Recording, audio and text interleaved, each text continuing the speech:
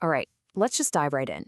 Have you ever stood in front of your closet and felt like you needed a secret decoder ring to figure out what to wear to work? Especially now, right, in this sort of post-pandemic world, office dress codes are, well, they're all over the place. So today, we are going to crack that code.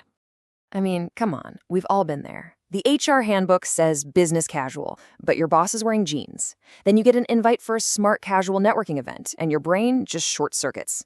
It's a huge point of confusion for so many of us. So if that sounds familiar, trust me, you are in good company. And this quote from the Lifestyle Cog just hits the nail on the head, doesn't it? The reason we're confused is because the rules themselves are confusing. But hey, don't worry. By the end of this, you're going to have a super clear roadmap. We're breaking it all down piece by piece. Okay, so to really get a handle on this, we've got to start at the top of the pyramid. You can't really understand the casual end of the spectrum until you have a solid baseline for what true formality even looks like. So let's talk suits and structure. This right here is business formal. Think Wall Street, big-time corporate law, or maybe even your favorite characters from the TV show Suits.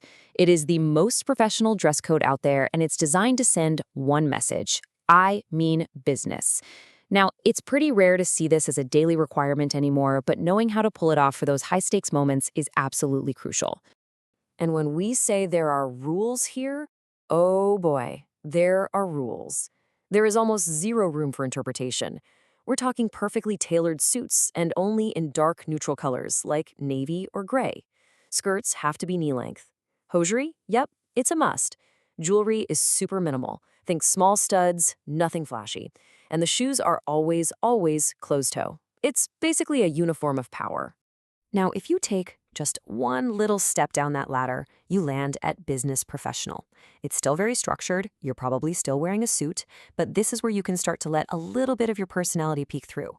Maybe you'll swap out a plain shirt for a printed blouse, or wear a slightly bolder piece of jewelry. There's just a little more wiggle room. Okay, now we're getting into it. This is the big one. This is the zone where most of us live our professional lives, and it's where pretty much all the confusion happens. That line between business casual and smart casual can feel incredibly blurry, right? And it seems like every company has its own secret definition. So what is the actual difference? I mean, they sound almost the same, but there's a really important distinction in how you approach them. So let's finally break it down. And this chart, honestly, this is the whole game right here. The core difference is the formula. Think of it this way. Business casual is about dressing down your professional clothes. You're mixing them with casual pieces. Smart casual is the opposite. It's about dressing up your casual clothes. Two totally different starting points to get to a similar polished but relaxed vibe. So here's the easy-to-remember rule for business casual: the mix and match formula. You just combine one business piece with one casual piece. That's it. It's all about creating balance. You're pulling from both sides of your wardrobe to land somewhere perfectly in the middle, polished but still comfortable. So what does that actually look like? Well, you could take a structured blazer, that's your business piece, and throw it over a simple t-shirt and dark jeans, your casual pieces. See? Or maybe a nice button-up shirt, but you lose the tie, and pair it with some chinos. It's that intentional blend that makes it work. Okay, now let's flip over to smart casual. This is usually one step more relaxed. Here, you're starting with casual items and making them look sharp. A great long-sleeve polo with nice jeans and boots, perfect example. Or even a basic t-shirt, but you pair it with really well-fitting trousers. And here's the big tell. Clean, minimal sneakers are often welcome here. It's all about looking put together, but in a way that feels a lot more effortless. All right, so we've decoded the rules. We get the difference now. But what if you don't just want to follow the rules? What if you want to stand out and actually signal leadership? That's where we have to move beyond just the dress code and into something more strategic, the realm of executive style. Because here's the thing.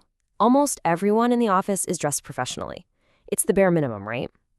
But just being appropriate and correct often means you're also being kind of generic. It helps you blend in, but it does absolutely nothing to help you get noticed as a leader. This slide is so important because it's about the mindset. A standard professional outfit, your goal is just to fit in, to not make a mistake. The signal it sends is, I'm a professional. But executive style, that's totally different. The goal is to position yourself as a leader. The signal is, I'm the one in charge. It feels intentional, memorable, and it makes sure that people see you the way you want to be seen. And I love this quote from stylist Baja Richard because it just sums it all up perfectly. The second you walk into a room, your clothes are speaking for you. Executive style is about making sure they're sending exactly the right message, positioning you as a leader before you've even said a word. Okay, so this is all great in theory, but how do we actually put it into practice? Let's wrap things up with a super practical toolkit. Some cheat codes and hacks you can start using literally tomorrow to handle any dress code and elevate your entire look. Here are 4 cheat codes for when you're just not sure. Number 1, always start with your shoes. They can instantly make an outfit more formal or more casual. 2, when in doubt, it is always better to be a little overdressed than underdressed. Always. 3, if an outfit just feels a little sloppy, add a piece with structure, like a sharp blazer. And 4, plan ahead. Laying your outfit out the night before makes a world of difference. And if you really want to take a basic outfit to the next level, here are 3 easy hacks.